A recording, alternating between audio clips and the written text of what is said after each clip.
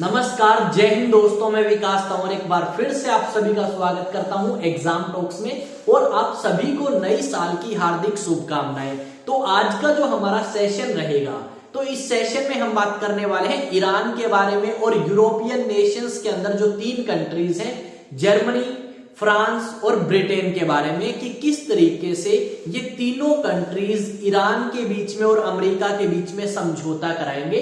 तो जानते हैं इस वीडियो में। तो जैसा कि आप सभी को पता है, आज है 1 जनवरी 2025 और आज से आपका एक नया जो साल है वो स्टार्ट हो चुका है। तो आप इस दिन को कुछ इंपॉर्टेंट बनाएं, कुछ महत्व दें और कुछ ऐसे अपने आप से वादे करें जो आप पूरा कर सकते हैं और आपकी लाइफ को इंप्रूव कर सकते हैं। तो डेफिनेटली आपने कुछ ऐसे रेजोल्यूशंस अपने लिए सोचे होंगे जिनके ऊपर आप 2025 में काम करोगे और डेफिनेटली वो काम आपके सफल होंगे अगर आप मेहनत लगातार करते रहे तो आज की सेशन को अब हम स्टार्ट करते हैं बिना किसी देरी के।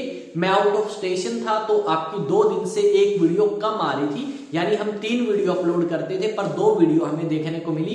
कल भी और आज की ये दूसरी वीडियो है। कल से आपकी तीनों वीडियोस रेगुलर आना स्टार्ट होंगी क्योंकि हम गए थे खाटू श्याम बाबा के दर्शन करने के लिए, तो इसकी वजह से थोड़ी सी आपको प्रॉब्लम हो सकती है। अब आते हैं आज की सेशन के ऊपर कि क्या लिखा है। क्या लिखा गया है? ईरान और यूरोपियन देशों के बीच न्यूक्लियर टॉक्स या वार्तालाप। क्या ईरान सहमत होगा? तो जानते हैं ईरान सहमत होगा या नहीं होगा। सबसे पहले हम जानेंगे कि कौन से 3 यूरोपियन कंट्रीज हैं जो ईरान और अमेरिका के बीच में ये समझौता कराएंगे।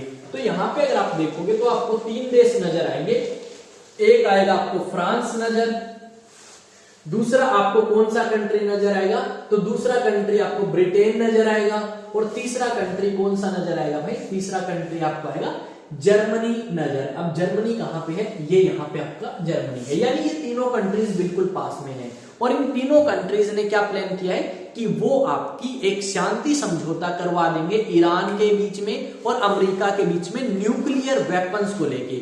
अब जैसा कि आप सभी को पता है, ईरान के और अमेरिका के रिलेशंस ज्यादा अच्छे नहीं हैं और जब ट्रम्प आपके पावर में आते हैं उस समय तो बिल्कुल ही अच्छे नहीं होंगे।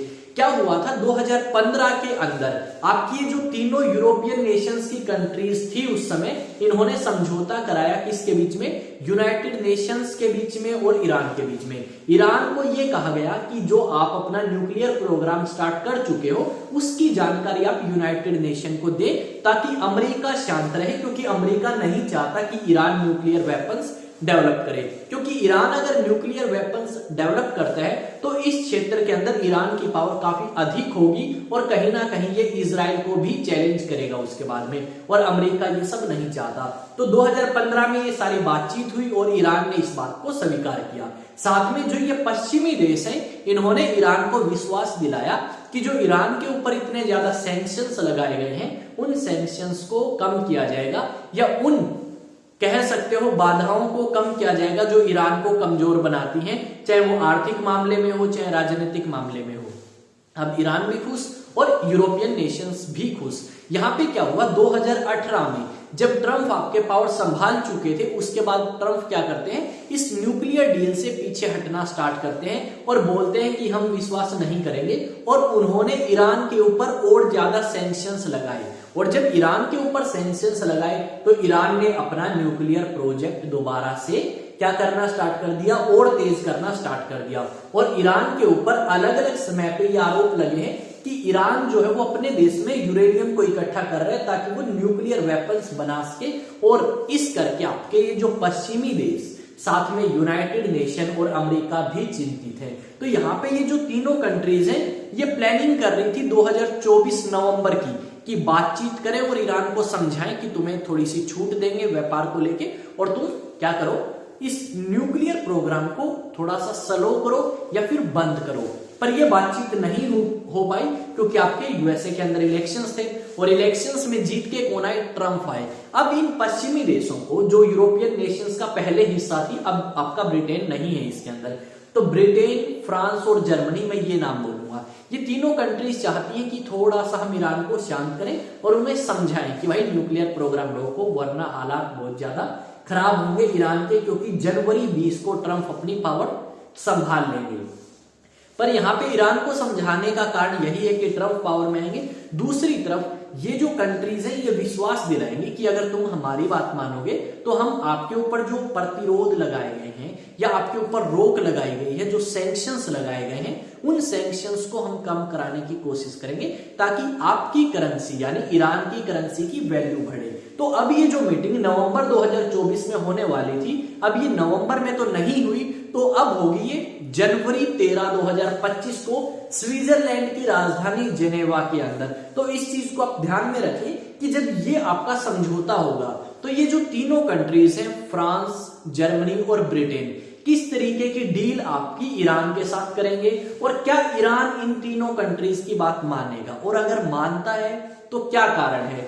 मेरे हिसाब से ईरान जो है एक बार ये बात स्वीकार कर सकता है, क्योंकि ईरान को भी पता है कि ट्रम्प जब पिछली बार पावर में आया था तो उससे ईरान को काफी ज्यादा लॉस हुआ था, तो अब दोबारा से नहीं चाहता कौन, ईरान की वैसा ही लॉस दोबारा ईरान फेस करे, क्योंकि ईरान की जो इकोनॉमिक कह सकते हो कंडीशन वो बिल्कुल तहस नहस कर दी थी ट्रम्प ने, और इस बार और ज्यादा खराब कर सकते हैं। ऊपर से भाई हिजबुल्ला, हमास, हूती ये सारे आपके इजराइल के साथ युद्ध में कूद चुके हैं, वहीं ईरान इनका समर्थन करता है, और अगर आपका अमेरिका इनके ऊपर और ज्यादा सैंक्शन लगाए तो इनकी कमर बिल्कुल टूट सकती है।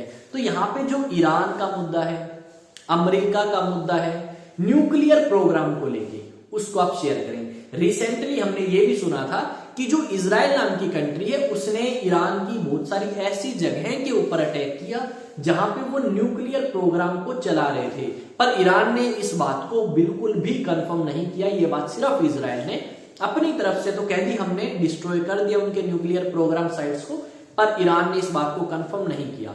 अगर कर भी दिया होगा तो ईरान इस बात को कंफर्म नहीं करेगा और दोबारा से रीबिल्ड करने की कोशिश करेगा। आई थिंक ये चीजें आपको समझ आई होंगी जो मैं आप तक पहुंचाना चाहता हूं। बहुत सरल भाषा में आराम से आपको हर एक चीज समझाई गई है। अगर आपको स्पीड कम लगती है तो आप स्पीड बढ़ा के देख सकते हैं, और आप मेरे को अलग अलग सोशल मीडिया प्लेटफॉर्म पे क्या कर सकते हैं भाई, ढूंढ सकते हैं। पर उससे पहले मैं 2-3 न्यूज आपको सुनाता हूं। ईरान और 3 यूरोपीय देशों के बीच परमाणु वार्ता का अगला दौर 13 जनवरी को जिनेवा में चलेगा। ठीक है, नेक्स्ट आगे क्या लिखा गया है, ईरान और 3 यूरोपीय देशों के बीच 13 जनवरी को होगी परमाणु वार्ता।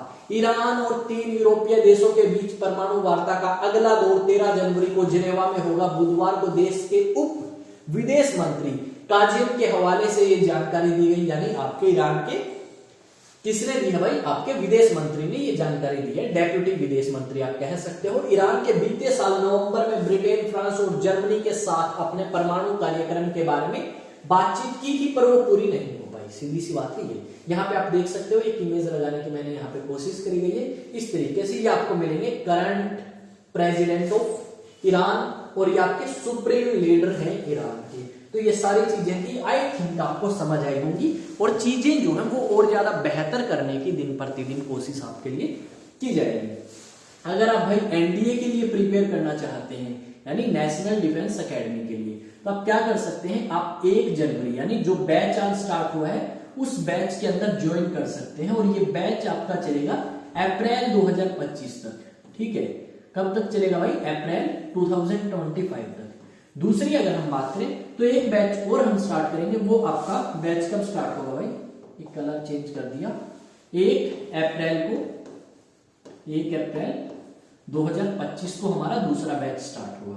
इस बैच में क्लास 11th के स्टूडेंट जो इस बार 11th में होंगे 2025 में, या 12th में होंगे, या फिर आपके 12th पास कर चुके होंगे, ये तीनों स्टूडेंट एनरोल करा सकते हैं। यहाँ पे आपकी 11th और 12th यानी स्कूलिंग के साथ साथ में कंपटीशन भी कराया जाएगा एनडीए की प्रिपरेशन, और इनके लिए स्पेशल बैच होगा फॉर एनडीए यानी नेशनल डिफेंस एकेडमी का। तो आप अगर इस बैच में एनरोल कराना चाहें तो आप क्या करेंगे भाई, आप करेंगे कॉन्टेक्ट करेंगे इस नंबर पे 9812579188 पे। दूसरी बात, आप में से बहुत सारे ऐसे स्टूडेंट हैं जो क्वेश्चन पूछना चाहते हैं, डाउट है, तो डेफिनेटली आप मुझसे पूछ सकते हैं। अलग अलग सोशल मीडिया प्लेटफॉर्म पे जाएं और सर्च करें एग्जाम टॉक्स। सर्च करने के बाद सब्सक्राइब करें, और अगर फॉलो का ऑप्शन है तो भाई फॉलो करें, ठीक है। और उसके बाद अपने डाउट मुझसे पूछ सकते हैं। आपका अपना चैनल है एग्जाम टॉक्स, तो इसे डेफिनेटली सब्सक्राइब करें, बेल आइकन को प्रेस करें। और आज भाई काफी थक चुके हैं, लगभग आप कह सकते हो आज पैदल यात्रा करी है 15 किलोमीटर की। आप कह सकते हो पूरी साल में इतना नहीं चलाऊंगा जितना एक दिन में चल चुका हूं नई साल के ऊपर, तो थोड़ी सी थकान है। आपकी अगली वीडियो उसी तरीके से उसी एनर्जी के साथ आप सभी के साथ जो है वो शेयर करी जाएगी। तब तक जय हिंद, जय भारत, और एक नए सेशन में एक नए टॉपिक के साथ फिर से मुलाकात होगी। जय हिंद। बंद कर देते हैं भाई से।